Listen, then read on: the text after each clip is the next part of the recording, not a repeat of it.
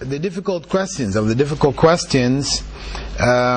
we have one which has come up fairly recently. People utilizing the general repulsion that society holds against pedophiles, and all the cases of pedophilia coming up here in the UK and in Europe and all this kind of thing.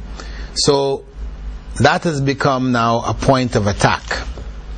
Jerry Falwell, one of the evangelists in America, he made this statement on public television that Prophet Muhammad sallallahu alaihi wasallam was a pedophile. He was 53 years old, and he married a 9-year-old girl. Right? So this became a source of attack on Muslims, and obviously he got that information from having some intimate information about Islam. The average Christian may not bring this up, because if you haven't studied the life of the Prophet ﷺ, you wouldn't know this. So you may run into it. It just depends if somebody's coming from America, and they were familiar with what was going on in the television, because it was repeated a few times in national television in the US. So that accusation is there. So if they've been influenced by that, then you can hear it. Otherwise, the average Christian has no idea about it, so you may not have to deal with it. But in any case, it's still a concept that we should have a clear understanding of, because each and every one of us has a natural repulsion to a pedophile. And if you actually put the Prophet ﷺ's marriage to Aisha in this context, it does seem to be something which needs some kind of explanation for us to have peace of mind and peace of heart. Right? I mean, we may have accepted it automatically, but not really thought about it. So what is the way in which we should understand this? First and foremost, it is important for us to understand it within the context of the time. That in these times, people have set laws in terms of what ages people can marry at and what ages they can't. They have set a certain set of laws where if one has relations with a woman or a young lady who is below a certain age, then they will consider that to be pedophilia. And if she's above that age, then it's considered to be, and it was consensual sex, which is okay. The point is that when you go and look at the numbers across Europe, you will find that it varies from country to country, varying all the way from 12 to 18. So it just depends on which country you go to. From France to Germany to Netherlands to Italy to Spain, you're going around those different countries, you'll find the numbers varying from 12 to 18. So what may be considered acceptable relations in one country is considered to be pedophilia in another country. So they have numbers that they have set to define where consensual sex is acceptable or not. For us in Islam, we have a natural principle, a natural dividing line, which is for a woman to be considered an adult, or that she may be married and have sexual relations, etc. That dividing line is puberty. That is a natural dividing line. Puberty is the body saying that that young lady is now capable of bearing a child. That's what puberty is about for females. Menstruation. So whether one in this society considers that person still to be a child or not, that's not the issue. The issue is that biologically she is now an adult capable of bearing a child. That is the bottom line. And it's a natural division. And that will take into account variations which exist amongst people, amongst tribes, areas of the world, etc. Because you'll find that number varying. In Arabia, 9 was a common age for puberty. Other countries, it varied. So that was the point. This was the dividing line. When we're talking about pedophilia, what is pedophilia anyway? Is pedophilia really adults going and marrying children? No. The pedophiles were coming out of Britain and Germany. This is the most largest body of pedophiles, and the US, going into Southeast Asia, to Thailand, to Sri Lanka, the Philippines, these countries where people are in poverty, right? And where, young children have sold themselves, sell their bodies to earn money, and where parents will be willing to sell their children for money. These people who go there, are they going there to marry these kids? No. They're going there to abuse them, just to take pleasures and then leave. So it's not about marriage at all. So when we look in terms of the Prophet Muhammad's situation, this was marriage. So one, we have a natural dividing line, puberty. Two, we have the issue of whether it was marriage or whether it was sexual abuse. And when we consider, really, 1,400 years ago, what were the ages in which people were considered to be marriageable and not? I'm sure, I haven't studied British history or not, but I'm sure if you go back in British history 1,400 years ago and look at the marriage customs of that time, it's not going to be any different. So you would end up having to go back and label the British kings as pedophiles and all these other kinds of things too. So the point is that in the world at that time, they didn't have, they had not set these older ages that we now find 18 and 16 and 18, this type of thing, as they have here today. People matured faster. Life was shorter. If you made it to 50, you're an really old person. You've lived your life out. People died 35 as an old person.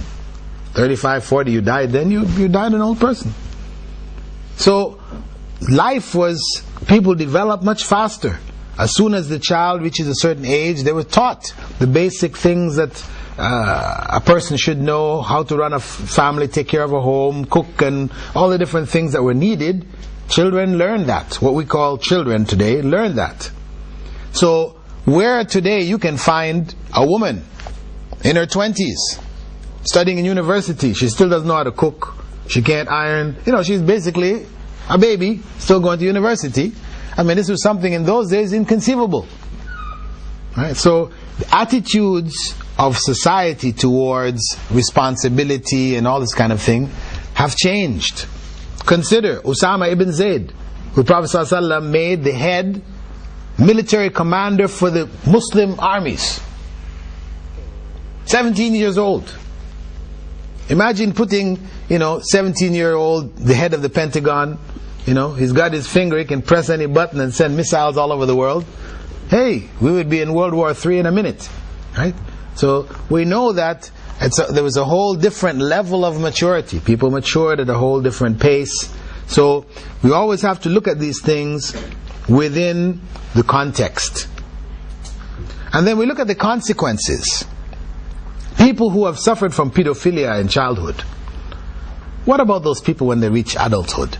These people have problems. They got psychological problems. They're going to psychiatrists and, they've got all kinds of... Who was Aisha? Aisha was one of the leading scholars of the Ummah, the fourth most prolific narrator of hadith, scholar of Sharia, honored by the Ummah. She wasn't a person with, psychological problems and all this kind of thing. Her life was just shattered. No. So obviously, that whole marriage situation was a legitimate marriage. It had nothing to do with pedophilia in any way, shape or form. It was a legitimate marriage which produced, positive and good results. And it was a marriage of that time. But it remains legitimate. That if a Muslim man in his 50s, even today, wanted to marry a young woman who was 9 or 10, she had reached puberty, it is legitimate. The fact that the world is not doing it, in most places people are not doing it, doesn't mean that it no longer is permissible. No. It remains. And in some societies, I know, for example, in India, though, the whole issue of what they call child marriages, they try to ban it. It is officially illegal. But they have shown that well over 50% of marriages taking place in India today, in spite of the banning and everything else, the girls are marrying under age, what they consider to be underage, which is like 16. 16 and under, they're marrying, till today, across India. So, these are societies that are following principles which have been handed down over generations, and people have not understood that in terms of abuse. Now there are other people who may abuse, and certain elements of abuses happen, where Arabs from the Gulf area, having a lot of money, have gone into India and basically bought brides, child brides, and so there's an element of abuse there, and they've made issues about it in the newspaper, etc. But that is an exception. That is not the rule. The other point, which is a controversial point, can create some problems, is the issue that Islam permits husbands to beat their wives. Right? This is the heading. There was one imam there in France, right, who got kicked out of the country. Wasn't it just maybe about 6 months or so back? There was an imam who, because they had record of him saying that husbands could beat their wives, and there was an imam in Spain also, who, they made a big thing about it, how he was even describing to the people how they should beat their wives. That's how they put it, right? And, big, they wanted to cancel his citizenship and all that kind of stuff, right? Because Islam permits a man to beat his wife, right? As a statement. The reality, of course, is that though Islam permits a man to hit his wife, it is within a certain context. Remember, when we look at Western society today, which doesn't allow even parents to hit their children, we can understand sensitivities. Right? Even a parent today is not allowed to hit their child. I don't know exactly what the laws are here in the UK, but I know in America and Canada, they're very, very, very, very strict. If you hit your child, and your child reports you to the authorities, child welfare authorities, that child will be taken out of your possession, taken away from you, taken out of your home, and you can be charged. So there's a whole different attitude that has developed in the society towards the concept of corporal punishment in general. So naturally the idea that now you can hit a wife, this is something. But we have to stop and say, listen, okay, you're making all this noise about Islam saying that you can hit a wife. And we don't need to go, before we're even going into what are the conditions, the details concerning it, etc. We have to look at it from this perspective. Yes, Islam says a man may hit his wife. But in your society, are men hitting their wives? What kind of a rate do you have here of men beating on their wives? The number of women that are killed in the society, under what circumstances are they killed? You'll find that the majority of cases, the husbands killing their wives. This is where the women are dying. They're dying in the homes. This is the same country that said it's illegal. We have put it in the laws, you cannot hit your wife, and the wives are being beaten up, left and right, at a scale which is, plague scale. And you go into the Muslim society, it's true. Some husbands are beating their wives too. But is it comparable? Not at all. Not at all. Why? Because the family structure, in spite of all the problems that Muslims have, the family structure is still intact. when you marry a young lady, you're marrying into a family. A family, a father, a brother, uncle, cousins, who are concerned about their relative. So if she comes home to visit, and she's got a black eye and a broken arm, you're not going to say, what happened? Well, my husband beat me. Oh, it's too bad. No, that's not how you're going to react. The father is going to be upset. What is this? The brother is going to be upset. They're going to go and see that guy and say, hey, what are you doing here? You better not be beating down our daughter here. Otherwise we'll have to come over and deal with you. You understand? You're going to make it plain. You don't want somebody doing that to you. But in the societies where families are broken down, it's just a man, his wife, and his kids. Those kids grow up, they're out. They're on their own. A brother doesn't care what happens to his sister. Father doesn't care what happens to his daughter. It's your problem. You married him. That's the kind of an attitude. So naturally that breeds abuse. It breeds a situation of abuse. Whereas with the extended family intact, then the chances of abuse are much less. And as I said, it doesn't mean it doesn't exist. And maybe in some of the Muslim cultures, it's sort of accepted. Because we talked, I didn't talk about it, but we have the issues of honor killings, which is a form of, an extended form of honor killing, which in some areas of the Muslim world, they more or less accept it. But Islam, of course, is opposed to it. So, the point is that, one, the legislation which the West has not guaranteed safety for women. They're still being abused on a massive scale. Secondly, there are, in the Islamic family structure, safeguards which help to protect the women, regardless of what the legislation says. Thirdly, a man hitting his wife is on a very limited scale. And that hitting is not punishment. That he's going to beat, like you might hit a child to punish the child for having done something wrong. It is not like this. It is only to catch her attention where talk has failed. To catch her attention where talk has failed. Somebody is walking by, you want to catch her attention. Hey, like this. This is what we're talking about. We're not talking about putting on boxing gloves and, blackening eyes and breaking arms and things like this. No, this is not what Islam says. Prophet ﷺ said if you should not hit a woman and cause her skin to bruise. And this is where the Imam got himself in trouble. He's trying to say, okay, if you hit her, make sure you don't bruise her skin, make sure you don't, So he's explaining what this really is not allowed. That means he's trying to define for you that the hit should not be a heavy hit. That should be very light. Only something of basically tapping. Catching her attention. Wake up. Our marriage is falling apart. Not, I divorce you and before you go I'm going to leave you with a black eye. Right? Get my revenge before you leave. No, this is not the principle involved here at all.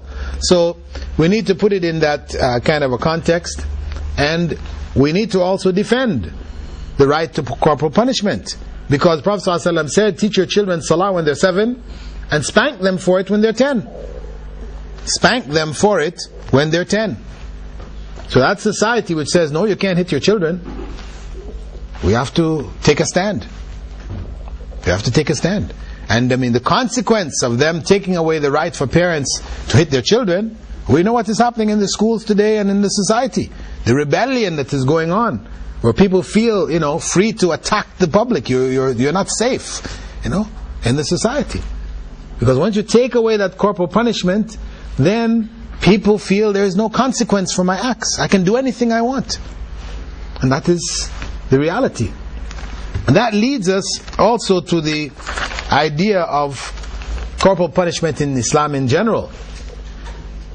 We Muslims still hold that a person who murders should be executed, whereas the UN has already decided that this is unfair, unjust, etc. Many countries have followed that lead, and so the idea that people are still executing, and they'd like to take out some old films from Saudi Arabia and that, where somebody's head is being chopped off, and say, look at these people, you know. And this idea of corporal punishment, you know, presenting Islam in a very ugly light. We kill murderers. Well, yeah, we kill drug dealers too. You know, we'll kill rapists. I mean, there are people in the society who will be executed. There is a consequence for their acts. Then we have to look to see, in the West, their attitude towards penal punishment, you know, through corporal means, etc., in prison, etc., it has changed over the years. In the beginning, they did recognize that corporal punishment was necessary for retribution. The society should get back at the person who has done a crime against the society. That's retribution. It should also be for deterrence, that a person knows there's a consequence for your crime, so therefore it should discourage you from doing it. And thirdly, it is for reformation, to help to reform these members of the society, where the punishment is not death, but it is lashes or whatever else. However, from the 50s, the attitude towards punishment changed in the West in general, in the US and the UK, etc. And they said, basically, they took the position that punishment for revenge, or what they call retribution, or for deterrence, was not producing the results which justified its application. So they said the purpose of jailing people, you know, the science of penology changed its approach to crime and said the purpose of putting people in prison, incarcerating people, etc., this should be for reformation. That person, that criminal, should be looked at as somebody who is sick. He's a sick person who needs to be treated. Right? He's sick because the society has made him sick. So now the blame is now put on the society. They're the ones, for one way or another, who caused him to be in the state that he is. So we need to just reform him. So this is the attitude that they changed to. But of course, what is the consequence? The consequence is that, as I mentioned here, in the UK, they're saying that the Home Secretary announced on the 22nd of April, this is 1970s, this is ages ago, the death penalty was abolished here in UK from 1965, that 172 convicted murderers had been released from prison since 1960. Most of them having served 9 years or less for their statutory life sentences. They were being given life sentences, but the majority of them, right, were only serving less than 9 years. Only 5 served 12 or more. 9 served 6 or less, and 1 completed only 6 months. Murdered and was out in 6 months. So where you have these kinds of statistics, then it's no surprise that murder is easy. People are being killed left and right. You know, just in the news today or yesterday, a little girl, 14 years old, walking home in Nottingham, or whatever, she was gunned down, killed in the streets, you know, for no apparent reason. And the overall rate of crime has been rising. In the West, in spite of all the technology, all the success they've had in terms of economics, etc., the rate of crime is rising. Practically speaking, in the Muslim world, there are a number of cases, Sudan being one of them, where they introduced the Sharia in the mid-80s, and within months of its application, the crime rate had dropped some 40%. Proven. In Iran also, where they introduced Sharia, I mean, besides issues of Sunnah Shia, but where they introduced the Sharia, with its penalties, crime rate dropped. In Afghanistan, where they introduced the Sharia, dropped dramatically.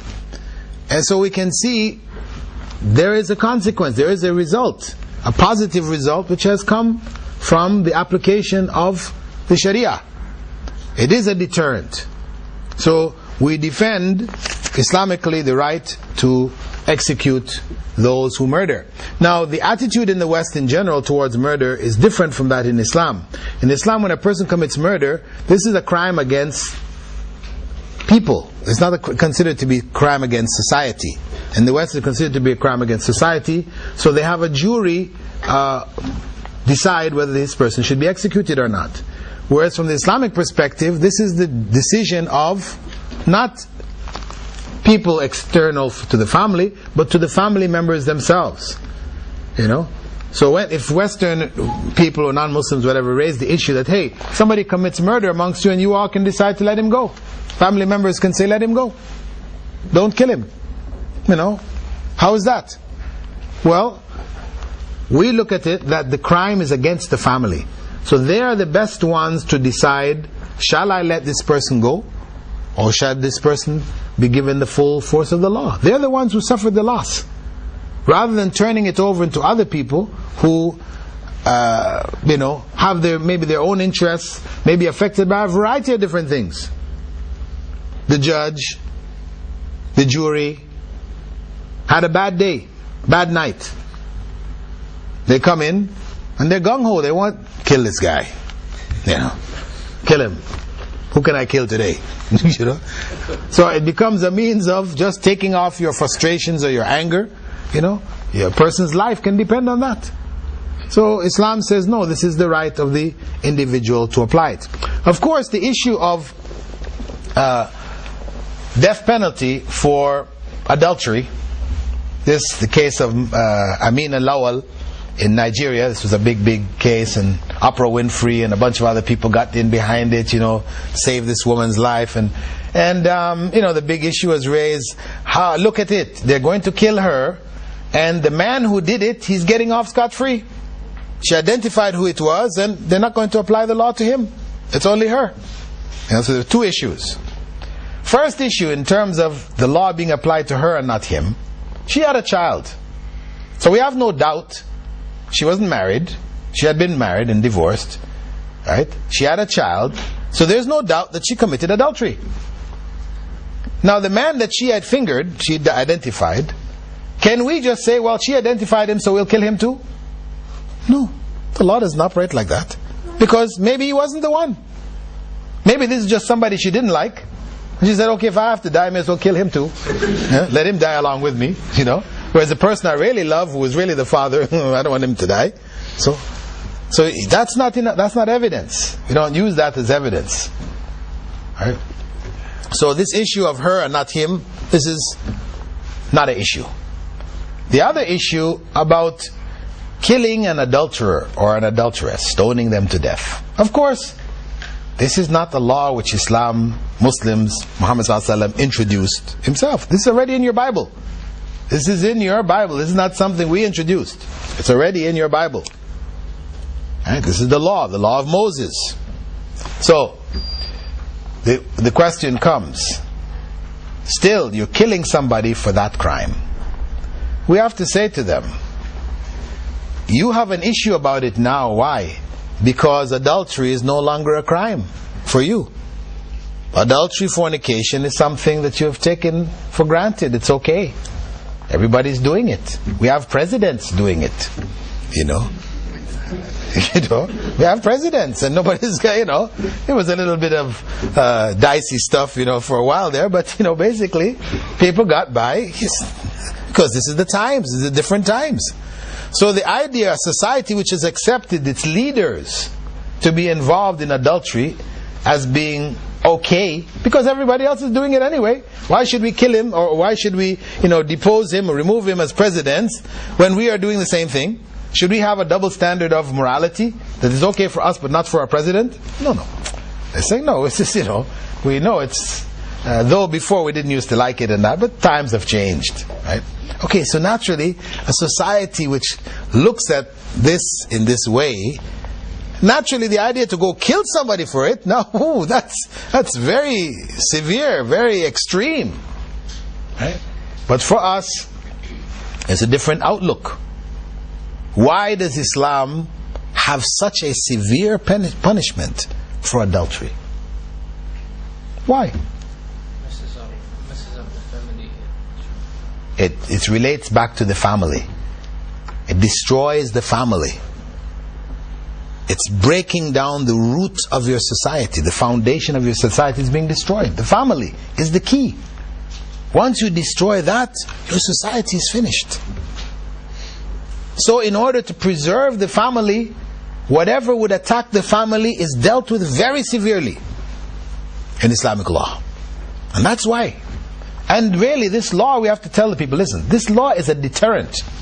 Mainly because for you to apply it, unless a woman has a baby, or a woman and a man confess, then to actually catch somebody in the act, because it requires 4 witnesses, 4 adult witnesses to see them in the act.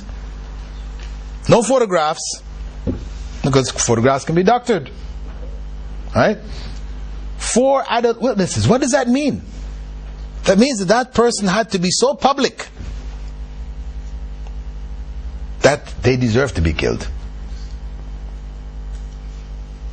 So it is more of a deterrent than it is really a law which is applied on a regular basis. The number of people who have been executed for adultery over the last 100 years, minimal. A very small number of people around the Muslim world.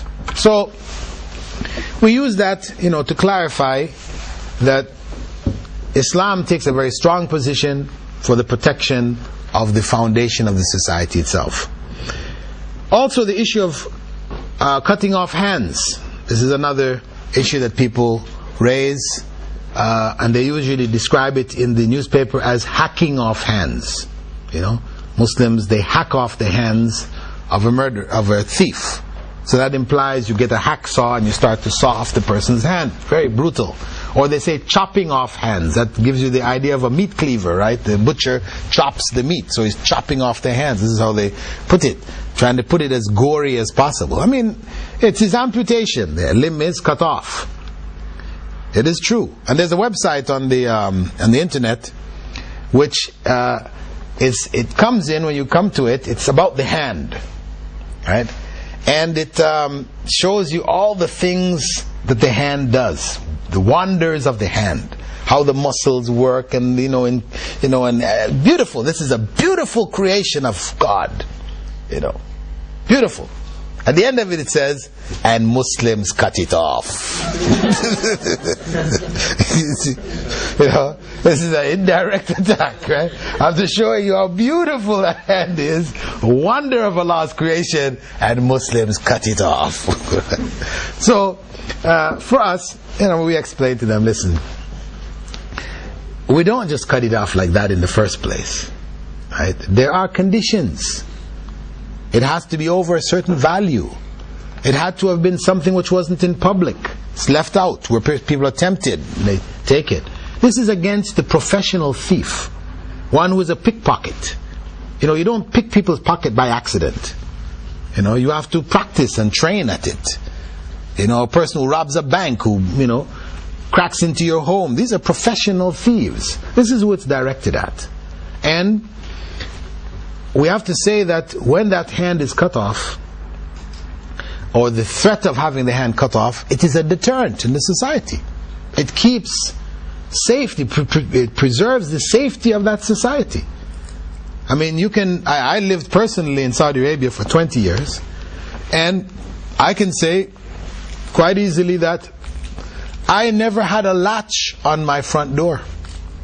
I didn't have a lock on my front door. We regularly left the front door. It was just pulled and that's it. Anybody could open the door and come walking in. You try to do that here, that's very dangerous. I notice people come in their homes, there's locks and padlocks, and we have codes, and and even I was shocked when I came back at one point, coming here to the UK. I saw getting out of a car with a friend of mine. It was in Birmingham. He was pulling out the tape recorder with him. I said, whoa, why are you doing that? You know, yeah, if I leave it in the car, somebody will break the window just to get at it. You know. They invented the way now you can just take off the front of the tape recorder, right? You don't have to take off the whole thing anymore, make it smaller. But I mean, what? There's no security. That's one of the things actually which caused a lot of people to accept Islam in the Gulf area, in Saudi Arabia especially. You know, that sense of security. Somebody was asking me before about what was the reason after the Gulf War we had, in a center where I was involved, about 3,000 people accept Islam, you know, within about 5 months after the war. And this was back in the early 90s. And one of the big reasons that people accepted Islam was this sense of security. They felt a sense of security in the country. They were coming in, we'd take them, help them buy gold jewelry and that, and they would wear it openly. Say, you know, we couldn't possibly do this back home. Go to New York, Chicago, you know, wear gold? Ha! That's asking for somebody to take your hand off. They'll take your hand off to get that ring or that, you know, they'll take your hand off in a minute. So, that sense of security, where does this come from? It comes from the threat of punishment. As well as, of course, the belief people have, you know, with regards to law, God, etc. But that threat of punishment backs up that belief, supports it.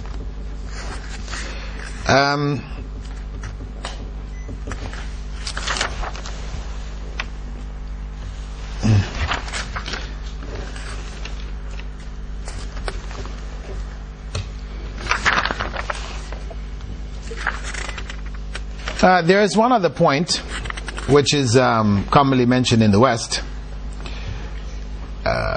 Here in the UK and in North America, the attitude of Muslims towards homosexuals. We are labeled as being homophobic, right? You know, we have the unfortunate disease of homophobia, mental disease of homophobia, right? Of course, we have to remind them that the whole of the West was homophobic, 40 years ago. Go back 40 years ago, and homosexuals were hidden. They said they're in the closet. They would hide their homosexuality. They wouldn't openly show it in the society. The average Brit, American, Canadian, you ask them, what's your thoughts on homosexuality? They would say, this is evil, this is corrupt, sinful, bad. Maybe they'll quote from the Bible, it's an abomination unto the Lord, whatever. But by the 70s, the whole talk changed, didn't it? It became alternative lifestyles, right? Personal choices, different strokes for different folks. They have all kinds of names to try to explain that, you do your thing, I do mine, you don't bother me, I don't bother you, This is a whole different attitude. And really in the medical profession that change took place. Because before, back in the 60s, homosexuality was considered to be an illness, a mental illness. And they had treatment for it. In the psychiatrist's handbook, they had treatments, shock treatments, drug treatments, a variety of treatments. But by the late 70s, it was removed. No longer an illness, replaced by homophobia. So we who used to despise them, consider it to be evil, etc., we are now the sick ones. We need to go lie on the psychiatrist's couch and get reprogrammed. Okay? So, of course they have a variety of arguments to defend it. They're mentioned there in the notes 97, 98, and it's good to be aware of their arguments. And their arguments, of course, in the end don't hold water.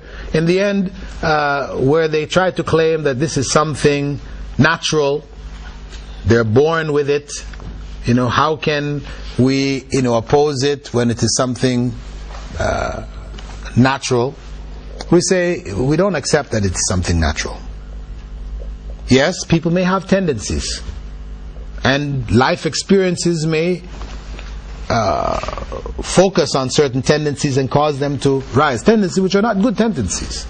Because if we're going to say, okay, person's homosexual because they're born homosexual, these tendencies, then you can say that about the pedophile too, or about the murderer, or about any other criminal. They have arguments about this being in the genes. So we don't accept this. People have tendencies, but they are not robots, programmed where you have to do whatever you have tendencies for. No, we have an ability to choose. You may feel a desire to do something, but you know it is wrong and you stop yourself. And there should be a consequence for that. So we don't accept the arguments that people are born homosexuals. This has never been proven medically. Biologically, it has not been proven. People have tried to make claims, they've brought up arguments, I've mentioned some of them in the notes here, but they have all fallen and proven themselves to be false. The last major point I'd like to touch on in terms of our difficult questions is the issue of religious freedom. You are Muslim, you want to leave Islam, you are executed. I say, what kind of religion is this? Apostasy. You decide you don't want to be a Muslim anymore and they'll kill you? Sounds pretty serious. And they say, okay, that's why so many of you don't convert, because you're afraid of death. Reality is that, of course, in the West, they do execute people for treason, isn't it? You commit treason, you sell state secrets to the enemy, you will be executed. So the issue of the state and protection of that state is one big enough that you can be killed for. In Islam, religion and the state are one. Islam is not like a religion as the West understands religion, which is a private affair. So the idea for you to be killed about making a private affair, your choice in a private affair, this sounds ludicrous, ridiculous. How? You choose to be this or that, or you change, they're going to kill you? No, this is personal. So they have to understand that religion in Islam is not a personal affair alone. Yes, it has a personal element, but it is the state. So when a person leaves Islam publicly, they are challenging that state. So it is like an act of treason. And this is why the law is so severe. And that is for the person who publicly goes out and says, I have left Islam. Islam is this, that, and the other. Yes, that person will be executed. Islam instituted that law in Medina when the Jews were trying to mess up the Muslims. What they did, and it's mentioned in the Quran, they would come into Islam in the morning, and in the afternoon they would leave Islam to try to shake the faith of the believers. So the law came, you come into Islam in the morning, you better not leave in the afternoon. Okay? So you can't play with Islam, you have to be serious. You become a Muslim because you really believe it, you're serious in it, you come into it. So it was to protect the state from people trying to disrupt it and to undermine the religion, etc. So that's the general principle.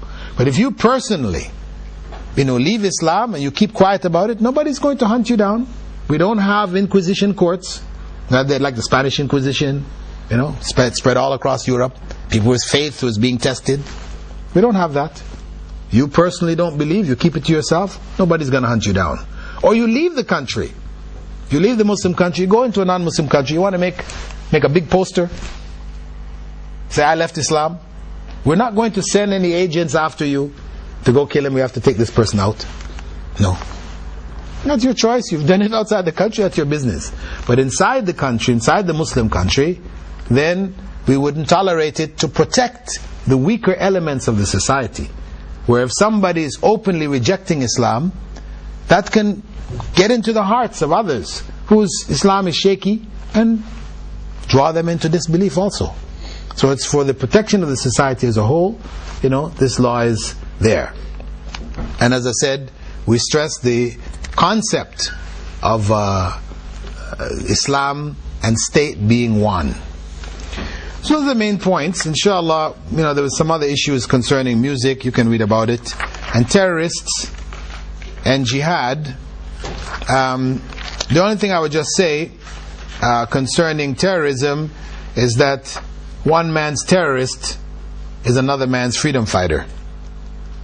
You know, when you read the definition for who a terrorist is from the American government, it means that those who did the American Revolution were all terrorists. To liberate America from British rule, whatever, they were terrorists, based on their own definition. So it just depends on who is looking at the picture. Of course, there is a general principle that we do hold, that there are some acts which we don't have any doubt that these are terrorist acts, where violence is directed at innocent members of the society, children and others who are not combatants. So this for us is terrorism, not acceptable Islamically.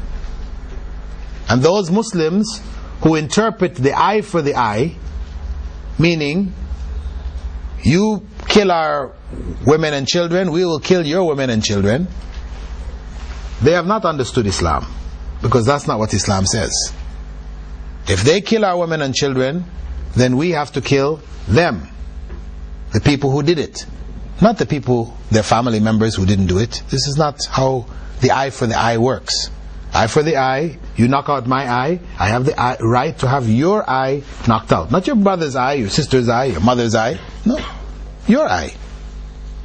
If you knock out my mother's eye, then it's your eye that needs to be taken out, not your mother's eye. So that's not how eye for the eye operates. So some people have used that to justify acts of terrorism directed against non-combatants in the society. In Islam, where we see that happening, we should not support it. We should recognize and accept that it is not acceptable, it is wrong Islamically, and stand on that. But at the same time, it is important for us to let them understand that there are reasons. Let us not just ignore what has happened in the country. So those certain people, cutting off Bigley's head on the television, if it is done by Muslims, we don't support it. We say this is wrong, this should not have been done. But at the same time, there was a bigger wrong going on, which was attacking Iraq, and devastating that country, killing many of its civilians, etc., etc. That was a bigger wrong. That was not right. So we don't, although on one hand we recognize where there's wrong, we don't just stop there. We also try to take those issues back to the primary causes and look and see, well, here, there was a bigger wrong here. These people in desperation, they've done these things, though we don't endorse these desperate actions. At the same time, we also are opposed to what took place in the first place.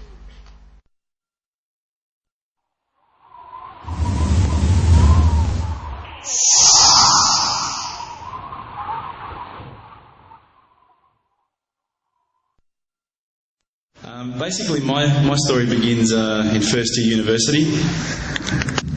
I had a year where I think a lot of problems happened to me. My parents separated that year. My dog died. That was a particularly tough day. Subhanallah. I had 2 car accidents in the space of 1 week. And also, sadly, I had a friend pass away that year. I think that year led me to sort of ask some questions along the lines of, why am I here? What's the purpose of life? Why do I get up in the morning? Why do I even bother? Why don't I just sit on the couch, watch TV, Jerry Springer, whatever? And I think I started to ask questions about, the purpose of life, and that led me to start to do a bit of a holy quest. Naturally, as an Aussie, the first thing I did was investigate Christianity. I had a few Christian friends, and I remember going to a church camp. It was one of the funniest camps I've ever been to in my life. Everybody was singing. I didn't know what the words were. I didn't know what they were saying. It sounded great. They had beautiful voices, but it just seemed really strange. And everybody was telling me how much God loved me, and I was thinking, God loves me? My dog died. SubhanAllah. So I kept on investigating Christianity, and I went to into a whole lot of, I guess, different aspects of Christianity. So we're talking about Catholicism, we're talking about Anglican, Baptist, priests, pastors. And every time I'd go there and ask questions, I'd find that they wouldn't pick up the Bible and start to say, "Oh, this is the answer, my dear brother." They would just start answering me. They would just answer from their own opinions. And I started to realise that there was a lot of interpretations of Christianity, and a lot of people had their own interpretations. And one priest from one church was believing one particular aspect of Christianity, whilst another was proclaiming another. So I started to think to myself, the Bible is one text, but there seems to be so many different interpretations, and it was confusing. At the time, while I was in first year university, I was also working in a service station, one of my part-time jobs. And one of my colleagues was a Hindu, was an Indian Hindu, and we'd regularly change shift. And at that time, I was very inquisitive, and I'd say to him, "Dude, what's the deal with the elephant head guy? What's the deal with that? Why has that guy got an elephant head?" And he's going, "Oh, that's Ganesha, this." I said, "But couldn't he have chosen like a lion's head or something a bit better?" We'd have, these really deep theological debates while people were buying petrol. And I'd be saying, "Yeah, but why bro, hit $5 of gas? Thanks, mate. Yeah, no problems." And again, I found that was very hard to stomach. So I sort of investigated a little bit further. I had a good friend of mine was a Mormon. And I found that this religion actually appealed to me the most out of all of the Christian religions, the Church of Latter-day Saints. They were quite strict. They don't drink alcohol. They don't drink caffeine. So unfortunately, Coke's out, guys, because I know Levos love Coke. But again, there was that leap of faith I felt that I had to make to embrace this religion. And I found that, I wasn't just into making a leap of faith, I wanted proof. I also investigated Judaism, would you believe? And my original name before Abu Bakr is Reuben. So if you've probably seen all the movies, you've seen Reubenstein. At the end, they probably thought I was Jewish, so they thought, "Oh, this guy's one of us." But again, I just didn't find what I was looking for. Lastly, I probably looked into Buddhism, and I found that this was probably the religion that I was going to choose. I thought, look, this is great. There's so much. People at peace here. They seem to be really switched on, and they seem to be living one with the world, and that's what really appealed to me. But the more and more I looked into it, I guess I realised that it wasn't a religion of God. It was just a nice way to live. One of my friends, one of my close friends, who's a Christian, would you believe, said, "Tell me the religions that you've investigated." So I went through them. I said, Judaism, Christianity, Catholicism, Buddhism, Hinduism, He goes, "What about Islam?" Islam? They're terrorists. I'm not going to investigate that religion. They're crazy. Why would I even look at that religion? But lo and behold, I found myself walking into a mosque one day. This was my eternal quest. So I walked straight in, shoes on, straight across the prayer rug. There was a brother praying. I walked straight in front of him. As he went to go into sujood, I almost stepped on his head. Subhanallah, I didn't have any clue what I was doing. I looked over and I saw this brother. You probably know this guy. This is Abu Hamza. He's come here and he's lectured a few times. Subhanallah, I call him Abu Da'an because he's got a very large beard, mashallah. He came walking out towards me and I thought, today I'm about to die. This is the last day of my life. I'm a dead man. I'm a white boy in Leadland. What am I going to do here? I'm dead. He came walking across as though he just walked out of the Sahara Desert. Big abaya, big beard. But subhanAllah, the first words he said were, "G'day mate, how you going?" If only he had the can of VB, it would have been perfect.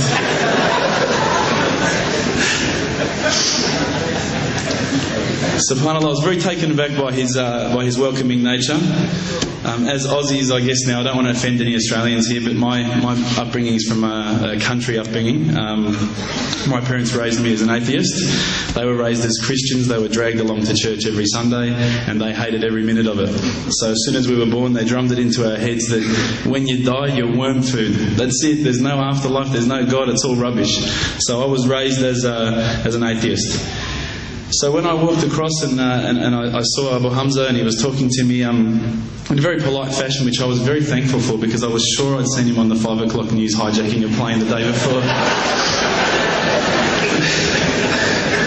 Now, Aussies are hospitable, don't get me wrong, but Lebos are the most hospitable people I've ever come across. And as the brother Hamza was saying, these brothers were making me cups of tea, and I honestly needed to keep going to the toilet every 5 minutes. They just kept putting tea in front of me, biscuits. I'd never seen anything like it.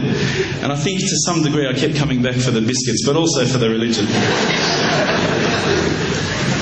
So when I sat down with these brothers, I actually started asking questions. I asked all the questions that I've asked of the priests, of the pastors, of my friends. And subhanAllah, the thing that really struck me is that every time I asked the question, they wouldn't just answer. They would pick up a Quran and they would say, "Read this, bro. Read this."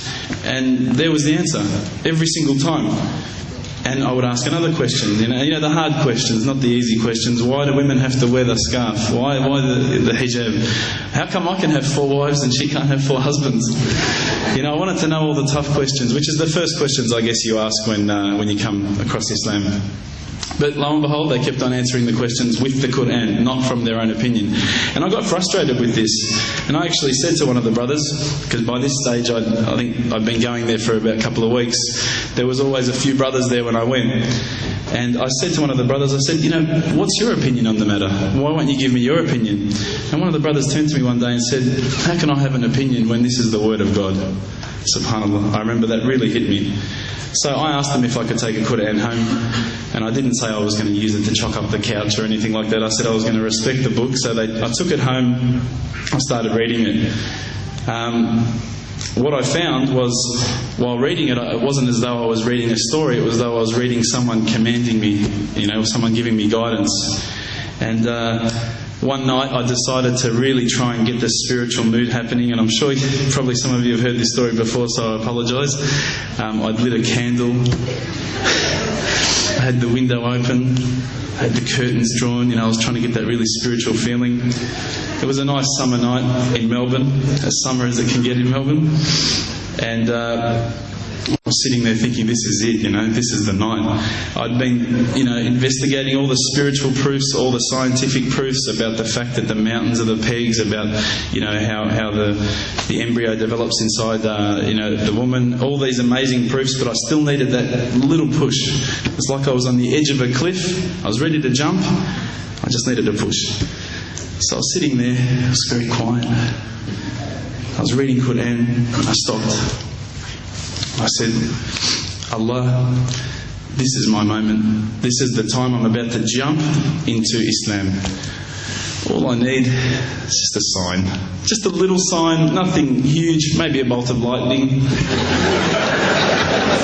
You know, maybe half the house could fall down or something, you know, just small. It's small for you, man. You created the earth, come on. So I sat there. I was waiting for the candle to start lighting up to 4 metres high like in the movies. And I go, okay, go. And subhanAllah, nothing. Absolutely nothing happened. I was really disappointed, to be honest. So I sat there and I said, Allah, this is your chance. I'm here. I'm not going nowhere. I'll give you another chance. Okay, maybe you're busy. You know, I know it's daytime over the other side of the world. There's a whole lot of stuff going on. Maybe this time it could just be like a car backfiring. You know, something small. All right, the half the house, the candle. Let's forget that. A bird could fart outside. I don't care. Just anything. So I said, okay, go. And subhanAllah, absolutely nothing happened. And I mean, I couldn't have even said, oh, that was it.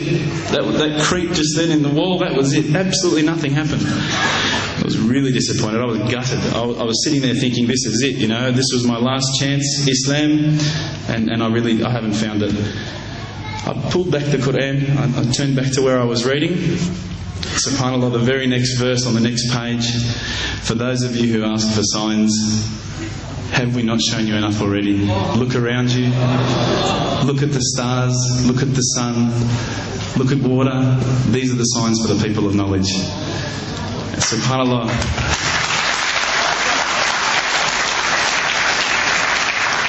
threw the doona over my head and I pretended I was asleep. I was that scared because I couldn't believe how arrogant I'd been to want my own specific sign when all the signs had been there for me all along. The fact that we have this world, the fact that there is this creation, these are the signs for all of us. The next day I decided this is it, I'm becoming a Muslim. I'd been investigating Islam now for probably about 6 months, to be honest. I went in and I said to myself, this is it, I'm going to make shahada. I had no idea what I had to say, I had no idea what the words were. It was probably close to Isha prayer, so it would have been, 7, 8 o'clock at night. I went in and I couldn't believe it. There was about 1,000 people at the mosque. I thought, subhanAllah, look at this religion. Look at how strong they are. It was the first night of Ramadan.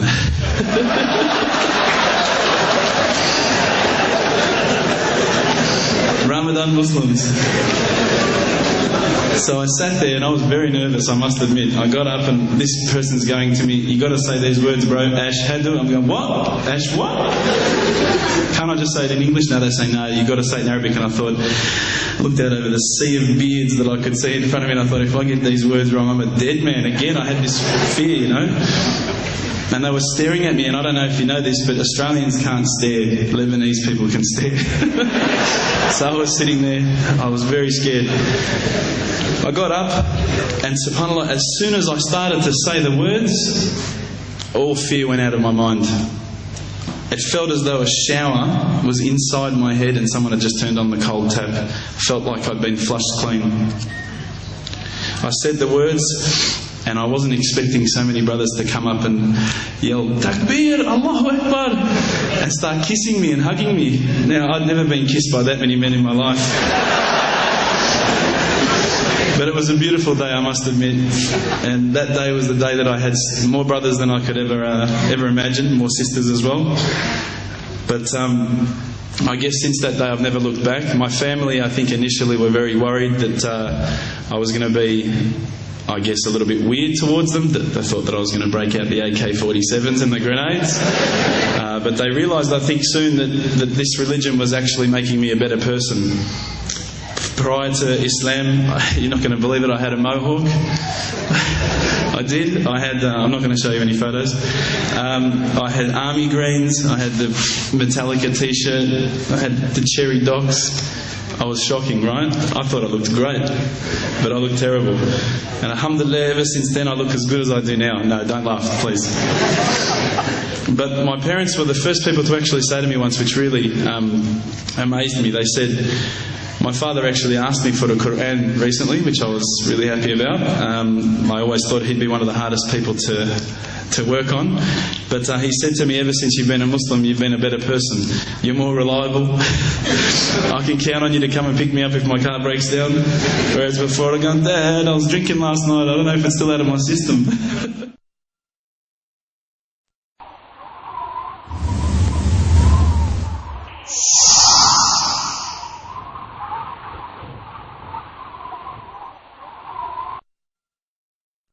Okay, brother's asking for an example of a secondary issue of Aqidah about which the Sahaba differed. Whether the Prophet ﷺ was taken up in Isra bodily or was it only spiritually. The Sahaba differed on it. Some held that he was body and spirit, some held it was only spiritual. Well, okay, the argument that to give da'wah you must be a scholar, I mean, if that were the case, then بَلِّغُوا عَنِّي وَلَوْ آيَةً would have no meaning. Convey whatever you've learned from me, though it be only a single verse of the Quran, then it would lose its meaning. And that was not the way of the Sahaba. How many of the Sahaba we could say were scholars? There are specific individuals among the Sahaba who were their leading scholars. Abdullah ibn Abbas, Abdullah ibn Umar, etc., etc. But the mass of Sahaba, they gave da'wah. So that argument is a weak argument. But the point is that one knows one's limitations. You don't give da'wah beyond what you have knowledge of.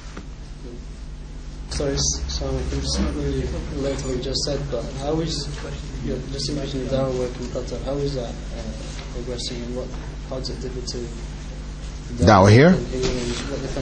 Well, there in Qatar, its situation is different. The approach is different. We have, for example, in different organizations, if we go to the hospitals, for example, where there are a lot of non-Muslims, professionals, etc., giving dawah amongst them is possible. Difficult for you here to just go into a hospital and try to give dawah amongst the hospital workers. It's difficult.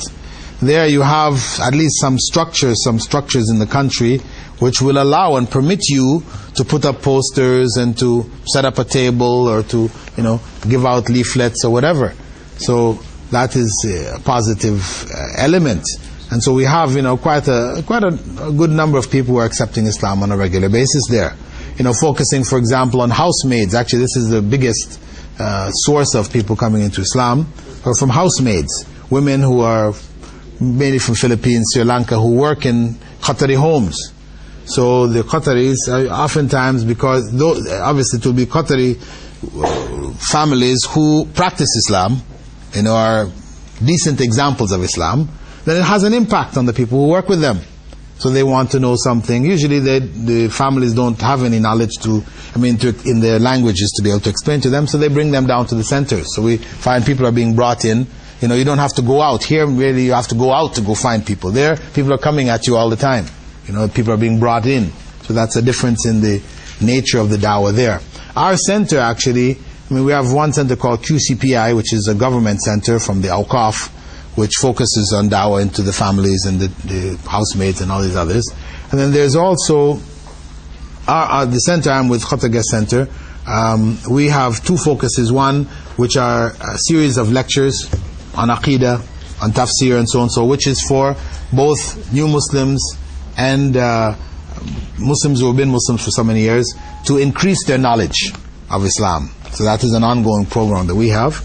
And we also have this dawah training program. So what we'll do, for example, we just finished a course for female doctors at Hamad Hospital. It's one of the big hospitals there. Every Saturday we had 2 hours for them, and we taught them the same complete course. And then they would, in turn, be involved in dawah, because being as a doctor, you're in a very critical situation. To be able to give dawah to people. People are they're vulnerable in that sense. So that makes it much easier to give them dawah. So we focus on different levels of professionals in the society and invite them, train them, those who have some knowledge of English, and then let them go ahead and give dawah. So that is our focus. Okay, there's a written question here about dawah, no compromise in Islam. I'd like an explanation on that. Well, it depends on what you mean by no compromises in Islam. No compromises of our basic principles? True, we don't compromise basic principles. When the Quraysh asked the Prophet ﷺ to make a compromise, they said, okay, we understand that you are keen on this worshipping Allah alone, and we can appreciate, Allah is the creator of the heavens and the earth. So, what we'll do is, 1 year we'll worship Allah along with you, and then 1 year, you worship the others along with us. Of course, Prophet ﷺ could not accept that. When the Qurayshi leaders told the Prophet ﷺ, listen, we're interested, we'd like to come into Islam, but you got to get rid of these low-class people you have around you. The slaves and others who became Muslims, we can't sit with these people. What did the Prophet ﷺ do? He said, okay, I'll get rid of them so we can sit. No. You can't compromise. So those basic things in terms of conveying the message, etc., we don't make compromises on. But if we say, by establishing priorities, you see, some people mistake priorities to be compromise. Somebody wants to accept Islam. Woman, she's been married 20 years. She's got 5 kids. She wants to accept Islam. Do you need to tell her that, listen, once you become a Muslim, you are separate from your husband, you can no longer be with your husband anymore, and blah, blah? That can stop her in her tracks. That will stop her in her tracks. So is it a compromise that you don't get into that? That you leave it, you focus on her building her knowledge of Islam and increasing herself in Islam, etc., etc. And even if somebody tells her, and unfortunately you'll find some Muslims who are there ready to tell her, she has to know this, you can explain to her, listen, it is better for you to become a Muslim and stay with your husband than for you not to become a Muslim. Is that a compromise? When a man came to the Prophet ﷺ, young man, right, he came to him, Sahaba around the Prophet ﷺ, and said, "O Prophet of Allah, I would like to accept Islam, but could you give me permission to fornicate?" What did the Prophet ﷺ say? "Get out of here." The Sahaba, they were, get this guy out of here, Prophet ﷺ said, "No, leave him." Sit him down. And he asked him, "Would you like somebody to fornicate with your mother?" He said, no, not my mother. "Would you like somebody to fornicate with your sister?" No, not my sister. "Your daughter?" No, your aunt? No. He said, "Well, whoever that you do that with will be somebody's mother, or their sister, or their aunt." He got the message. Was it a compromise? Not to have just driven him off with that horrible question he was asking? See, some people understand compromise meaning that you have to give them the harsh reality of Islam. We call it sledgehammer Islam. You come with your sledgehammer, you're just cracking people over the heads, that's how you give your da'wah. No. That is, as Allah said, لو كنت فظا غليظ القلب لانفضوا من حولك. If you were hard in your heart, people would have fled from around you. They wouldn't have been interested in the message. Yeah, I want to ask you a question when you're doing Daawa. This morning on the radio I was hearing about, Ken Bigley got beheaded, and the lady was saying, we should just, if they behead ours, we should behead theirs. And I'm sure we'll probably meet people like that view on the street. Now, if someone comes to you with that view of primitivism, beheading and all that, how should you take the flow of the conversation? Because, that's very hard to do because it's emotional anger. What should you do? What's the best line? Okay, actually we're going to cover that. In this next session when we start back up, we'll be covering that. We have what is called the power principle to deal with it. You have to, the person who's coming to you with emotional anger, you have to neutralize that. You have to settle them down, calm them down. Otherwise you'll not be able to communicate. You'll just be head on, right? So you have to be able to neutralize. And basically, the point is that where Muslims have done something wrong, you can't defend it. You can't say, well, they're justified in doing it. No. So where something is wrong, you have to accept. This is hideous. This is not from Islam. I don't agree with it. I'm with you. This is something terrible. It should not be done. But there's a but. Coming into the people's country, blowing them up and, taking over their oil and all these other things, this is an evil also. This is a big evil. Yes, it's a big evil which has led people to do these kinds of things. Not that we agree with the kinds of things they're doing, but we also must look at the root of the problem. So you take them from the individual act to go to look at the root of it. To understand that this is oppression. There is evil that has taken place there. And no society can justify this evil. So we try to take them back to the core issues, and recognize where there's wrong. We recognize it. We say Islam doesn't condone this. It's not from Islam. Individuals do it. When the IRA, did with things that they did we blame it on Catholicism? Catholic IRA terrorists? No, they were IRA terrorists. They did things. But they did have a cause. They did have issues. Political issues, etc., which had to be resolved. Wearing clothes plays a vital role. Should we dress up in Islamic clothes or English clothes? Well, we have principles of dress which Islam requires of us. As long as we are fulfilling those principles of dress Islamically, then we can dress, whether it is taking from the dress of the people of the land that we're in or not. As long as that dress is not unique to them, specific things that they wear, which are accessories, like ties, for example, for men. It's an accessory, it is not a necessity. It's not a necessary part of dress. Wearing a jacket, this is something necessary. You freeze to death otherwise, So those things you take from their clothing, fine. As long as in your clothing you maintain the Islamic guidelines. Your pants are not below your ankle. They're not tight that they show your size, etc. They should be very loose. As long as they follow Islamic principles so that the body parts are not exposed, then there is leeway.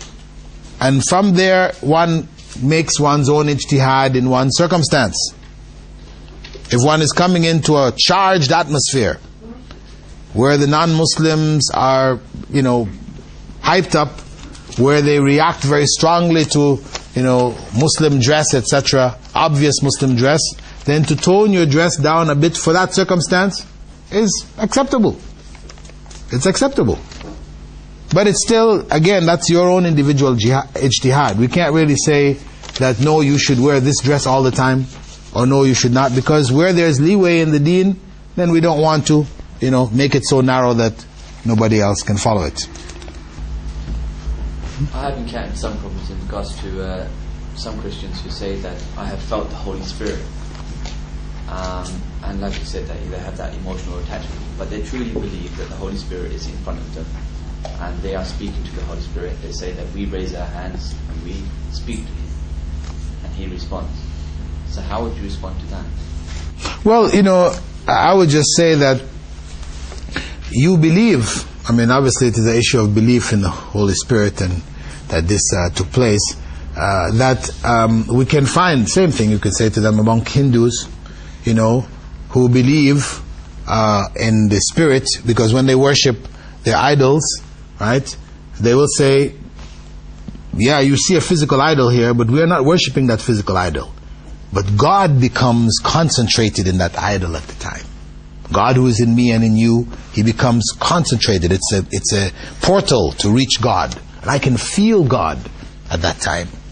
What do you think about that one? So what you feel can be a result of a variety of things. You've been told that it was this or it was that, and so that's what you have accepted. But other people feel the same thing and interpret it another way.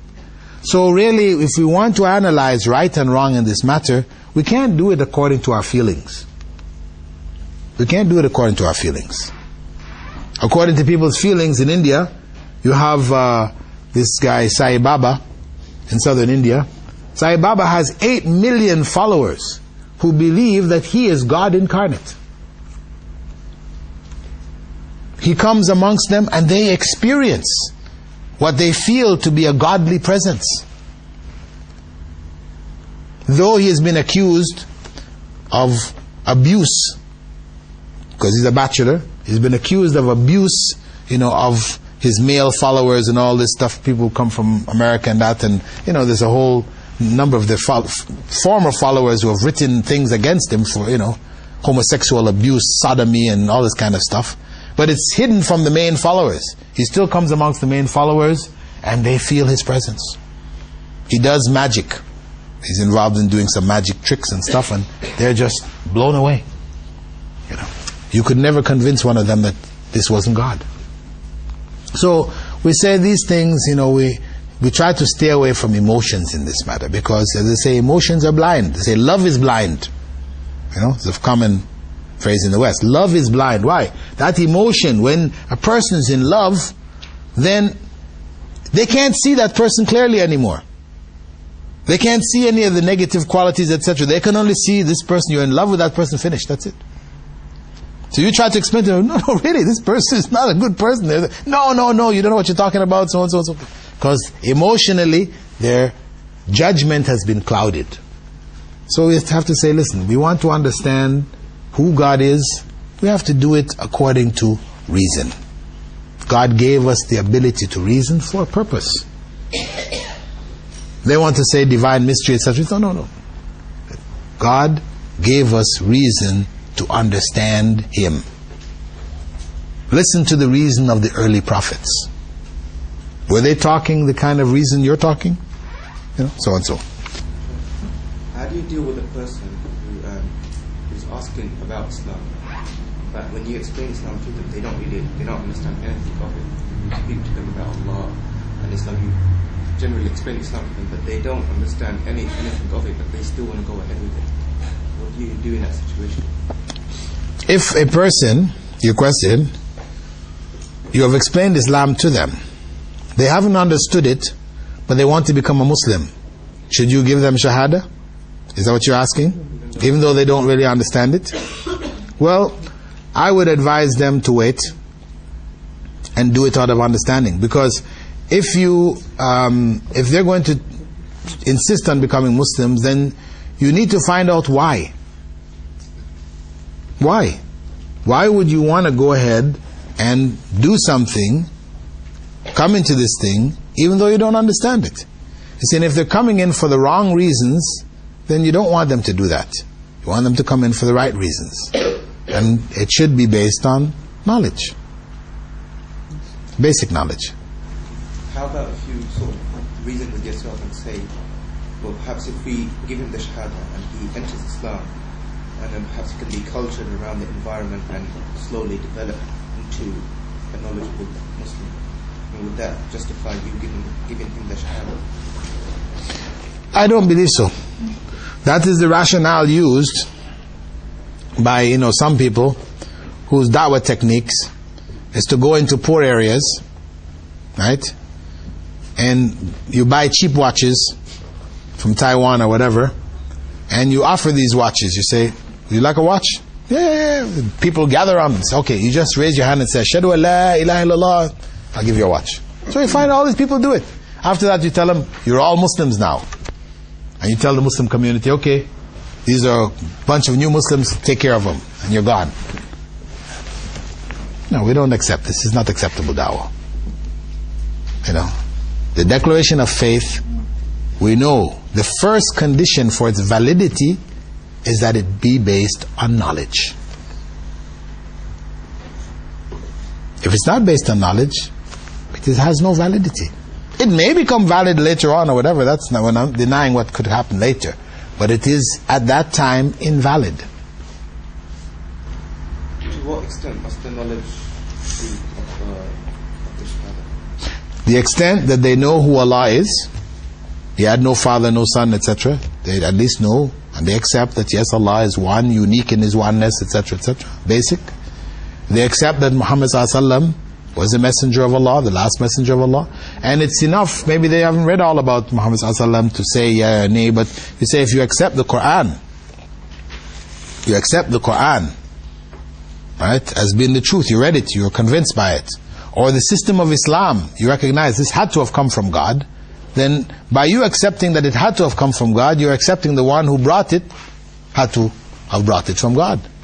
So you can accept, without knowing the details of the Prophet ﷺ's life, that the Prophet Muhammad ﷺ was the last of the messengers by accepting the system of Islam or the Quran as being from God. And that is the basis for the Shahada. Knowledge of the pillars of Islam and the pillars of Iman, these are things that you can inform them about. But if a person is coming in and they say, well, I don't know if I can pray 5 times a day, maybe I can pray once or twice, you can give them Shahada. You can give them Shahada and you say, of course you work on it.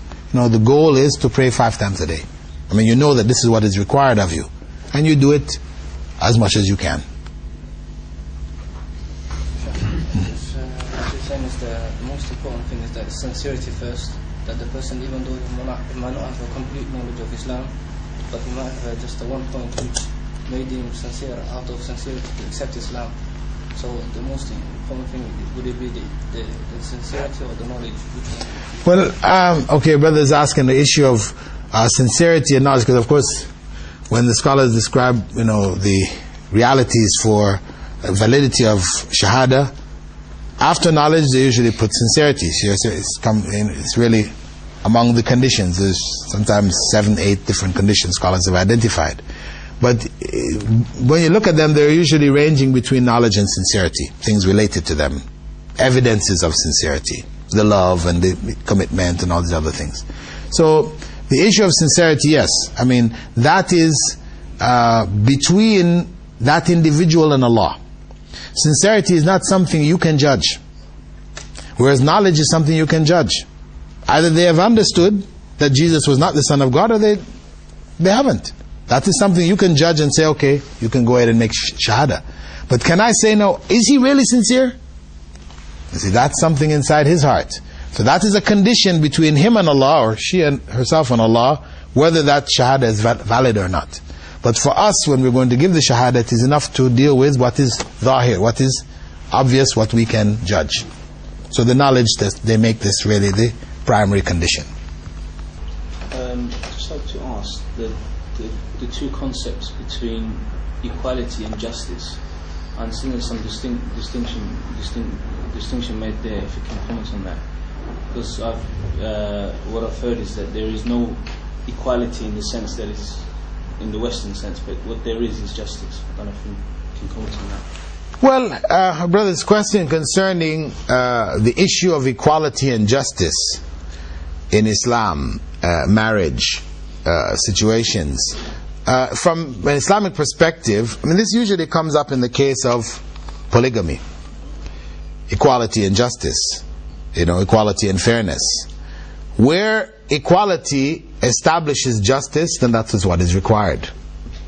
Where equality becomes unfair, then that is cancelled. And we focus on fairness. Meaning, a man has two wives. He spends one day with one wife, one day with another wife. That is equality, and that is just and fair.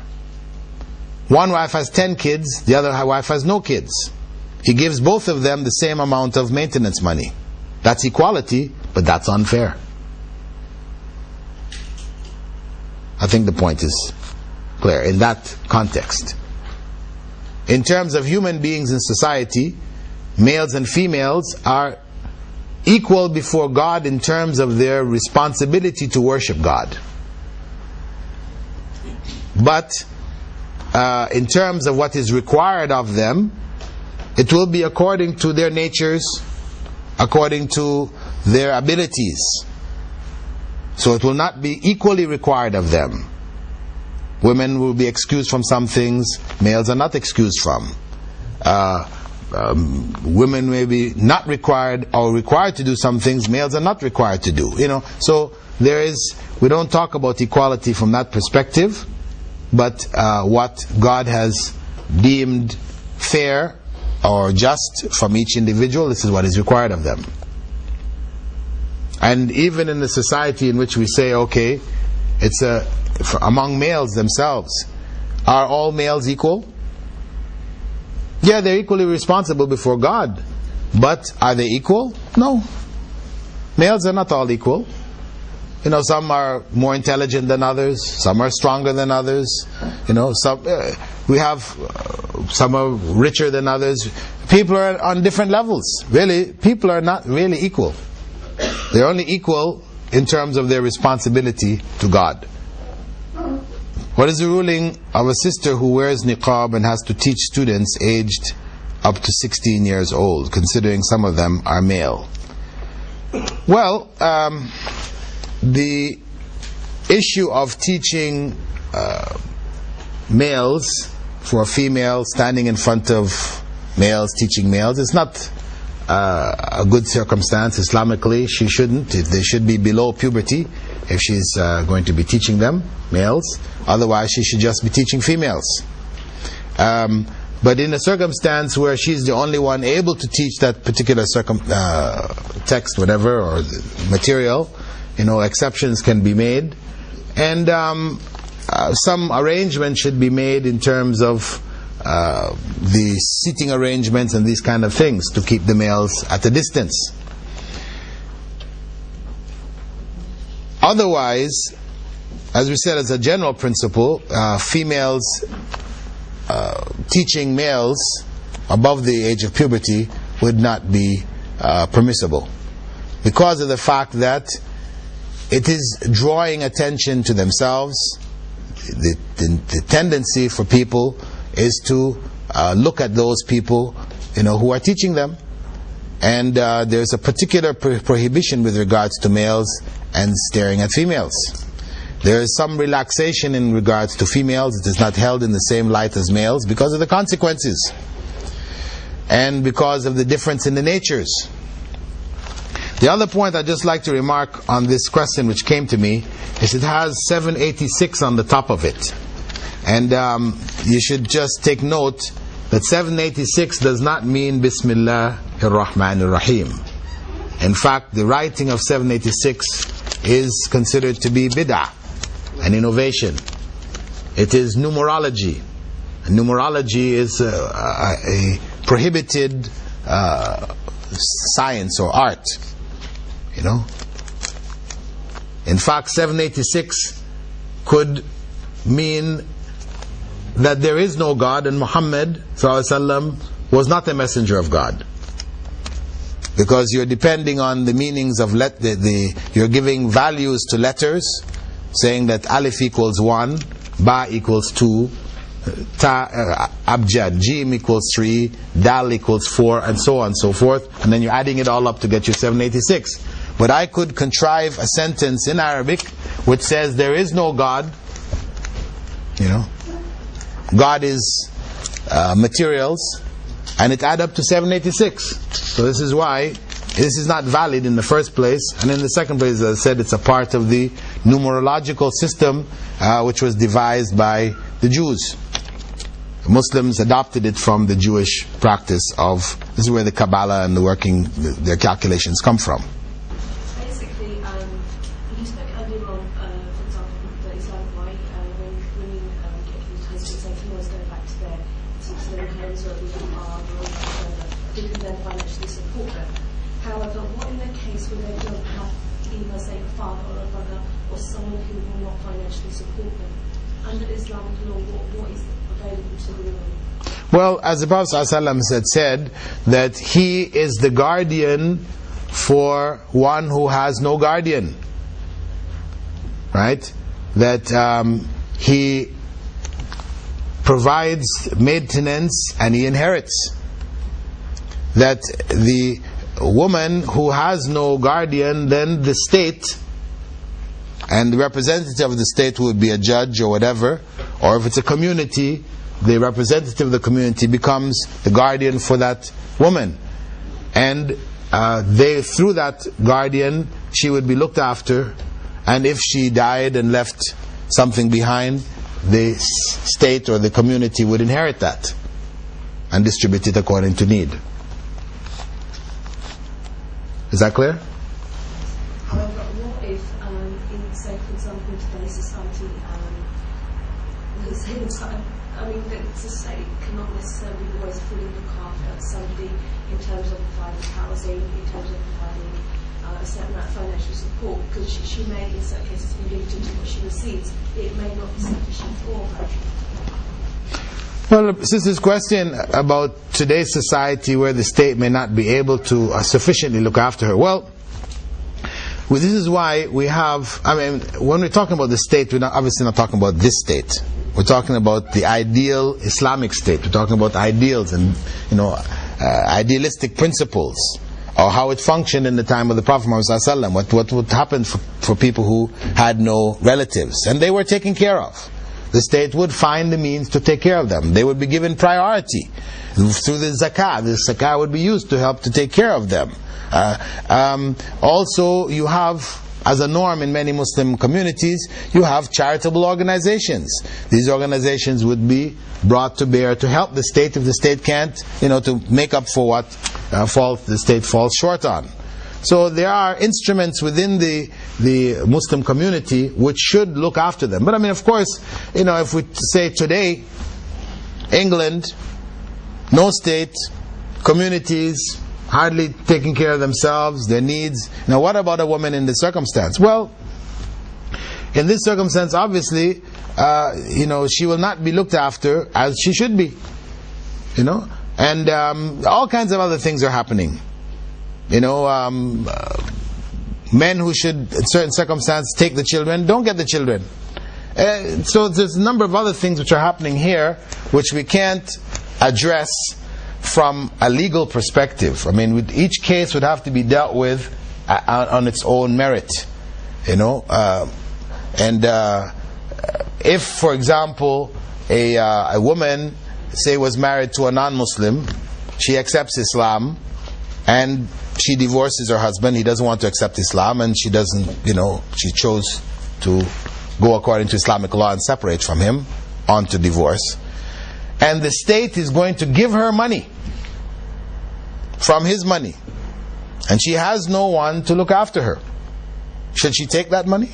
This is a ruling of this state. Yeah, in her circumstance, yes. If she has another circumstance where she has means, she is being taken care of, then she can forego it. But where that need exists there, and there is no other alternatives, then that is her right, given by the state. She can take it. So, as I said, we'd have to look at it on an individual basis. And what we're speaking about are basically ideal circumstances in the Muslim communities. Any further question on that? Okay. Once a man has declared divorce, can he change his mind after? Is this the purpose of the 3 months waiting period? Yes. That's one of the purposes.